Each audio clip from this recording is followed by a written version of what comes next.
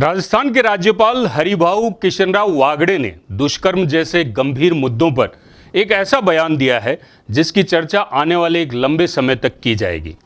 यह बयान विवादित है, सही है या गंभीर, इसे लेके अलग अलग राय हो सकती है, लेकिन दुष्कर्म जैसे संवेदनशील और गंभीर मुद्दों पर राज्यपाल वागड़े ने यह बयान क्यों दिया, इस पर विचार किया जाना जरूरी है।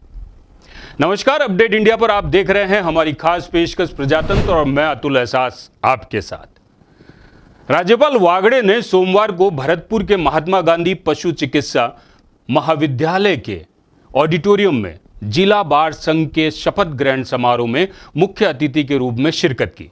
इस दौरान अपने संबोधन में उन्होंने महिला अत्याचारों पर तल्ख और तीखी टिप्पणी करते हुए कहा कि हमारे देश में कड़े कानून हैं कि 12 वर्ष से छोटी बच्चियों से दुष्कर्म के आरोपी को मौत की सजा दी जाती है, फिर भी दुष्कर्म हो रहे हैं क्योंकि बदमाशों को कानून का डर नहीं है। इसलिए ऐसे लोगों को नपुंसक बनाकर छोड़ देना चाहिए, जिससे लोग देखकर कहें कि ये क्या है, कि ये वही लोग हैं जिन्होंने इतना घृणित काम किया है। और वो बढ़ते थे तो उन्होंने करने के लिए सब कुत्ते को उसका निर्बीजीकरण कर दिया, बोले कि उसको नपुंसक बना दिया तो भी संख्या कम होगी।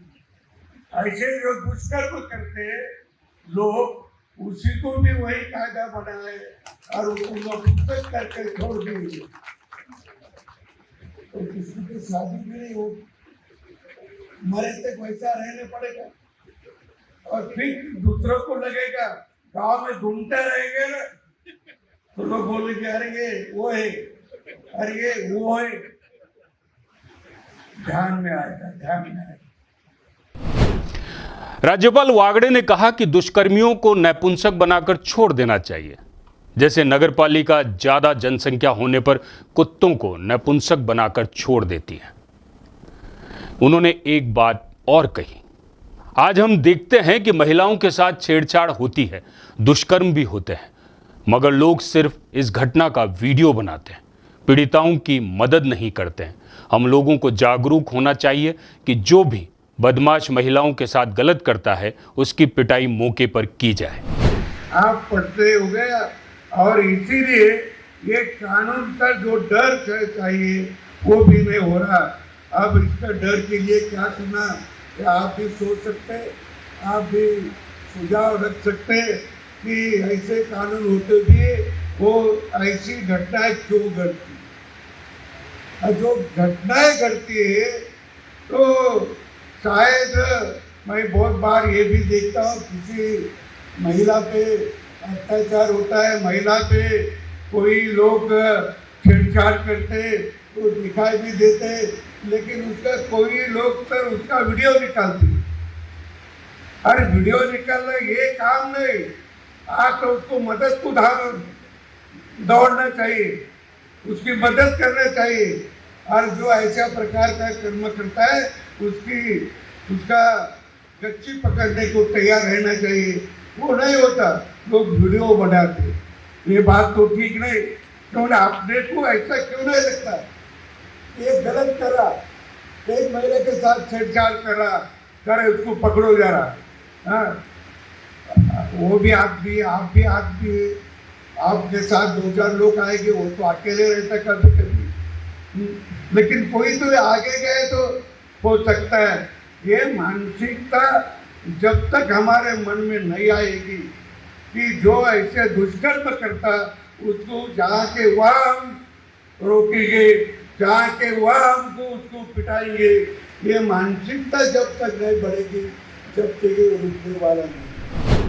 राज्यपाल वागड़े ने महिलाओं से हो रही छेड़छाड़ और दुष्कर्म की वारदातें दोनों ही मुद्दों को लेकर अपनी बात रखी और दुष्कर्मियों के लिए जो बात उन्होंने कही वो सिर्फ एक बयान भर नहीं है, उन हजारों लाखों लोगों की पीड़ा है जिन्हें या तो न्याय मिलता नहीं है और यदि मिलता है तो काफी देर से मिलता है। न्याय पर सबका अधिकार है, न्याय सबको मिलना चाहिए, लेकिन इसमें होने वाली देरी पीड़ित परिवार को हर दिन मरने पर मजबूर करती है। दुष्कर्म से जुड़े केसेस में डीएनए जांच एक अहम कड़ी होती है, लेकिन इसमें भी नतीजे वही ढाक के तीन पात। राजस्थान में डीएनए जांच में लेट लतीफी से हजारों दुष्कर्म पीड़िताओं को समय से न्याय नहीं मिल पा रहा है। क्या आपको पता है कि दुष्कर्म और पोक्सो के बीच 15,000 से ज्यादा मामलों की डीएनए रिपोर्ट साल 2020 से अटकी पड़ी है और न्याय ना मिलने के कारणों में एक कारण यह भी शामिल है। थोड़ा बहुत काम हुआ भी होगा तो यह आंकड़ा कम ज्यादा हो सकता है, लेकिन यह नंबर बहुत बड़ा है। राजस्थान की विधि विज्ञान प्रयोगशाला में न तो पर्याप्त ट्रेंड स्टाफ है और ना ही यहां किसी रिपोर्ट को गंभीरता से लिया जाता है। अगर सरकार गंभीर होती तो इतने लंबे समय से दुष्कर्म और पोक्सो के करीब 15,000 मामलों की डीएनए रिपोर्ट पेंडिंग ना रहती। इसके अलावा इसमें एक और गंभीर बिंदु यह भी है कि घटना स्थल से एकत्र डीएनए सैंपल में लापरवाही के चलते इतनी खामियां होती है कि वह सैंपल जांच के लायक भी नहीं बचता और इसी वजह से पोक्सो एक्ट और दुष्कर्म पीड़िताओं की न्याय के लिए लंबा इंतजार करना पड़ रहा है। कई केसेस में तो पुलिस की लापरवाही से कई बार लेन देन के बाद सैंपल तक बदल दिए जाते हैं। ऐसे में कल्पना की जा सकती है कि दुष्कर्म पीड़िता को न्याय दिलाने और दोषियों को सजा दिलाने में पुलिस या संबंधित विभाग कितना गंभीर है। बात न्याय की है। न्याय मिलना चाहिए। कैसे मिले, कितना जल्दी मिले, यह न्याय व्यवस्थाओं पर निर्भर करता है। यहां आपको यह भी बता दें कि राज्य सरकार ने फॉरेंसिक साइंस लेबोरेटरीज के आधुनिकीकरण के लिए पिछले साल और पिछले 5 सालों में करीब 40 करोड़ रुपए खर्च किए हैं।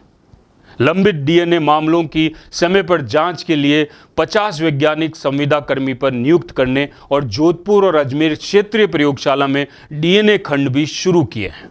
लेकिन वर्ष 2023 तक करीब 4,500 मामलों का ही निष्पादन हो पाया है। इन आंकड़ों से भी समझा जा सकता है कि दुष्कर्म जैसे मामलों का सुलझाने और पीड़िता को न्याय दिलाने के लिए सरकार कभी कभी गंभीरता तो दिखाती है, लेकिन गंभीरता से कैसे सुलझाया जाए इसमें फेल हो जाती है। बाकी अपराधों से जुड़े मामले भी न्यायालयों में सालों से चल रहे हैं, लेकिन हम यहां बात दुष्कर्म जैसे अपराधों की इसलिए कर रहे हैं क्योंकि इसमें पीड़िता के साथ साथ उसके माता पिता, उसका परिवार भी प्रत्यक्ष रूप से असहनीय पीड़ा को झेलता है। राजस्थान हो या अन्य कोई प्रदेश, क्या सरकारें पीड़िता को जल्द न्याय नहीं दिला सकती? दुष्कर्म के मुद्दे पर राज्यपाल ने ऐसा बयान दिया। उनके बयान के कुछ भी मायने निकाले जाएं, लेकिन उसके पीछे का भाव शायद यही है कि जब तक दुष्कर्मियों को कड़ी सजा नहीं दी जाएगी तब तक ऐसी हैवानियत की तस्वीरें सामने आती रहेगी, हमें डराती रहेगी। कानून कड़े हैं, लेकिन कानून का डर बिल्कुल भी नहीं है। यह डर तभी बैठेगा जब कुछ कठोर कदम उठाए जाएंगे। देश की बेटियों की आंखों में खुशी, होठों पर मुस्कान हो, उनकी जिंदगी में दुख का नामो निशान ना हो, उनकी हर शाम हो इतनी ही हंसी जिसके ढलने की शाम ना हो। ऐसा संभव हो सकता है। लोकतंत्र के तीसरे स्तंभ विधायिका, कार्यपालिका और न्यायपालिका को इस पर गंभीरता से निर्णय लेना चाहिए। प्रजातंत्र की इस पेशकश में फिलहाल इतना ही। आप जुड़े रहिए अपडेट इंडिया के साथ। नमस्कार, जय भारत।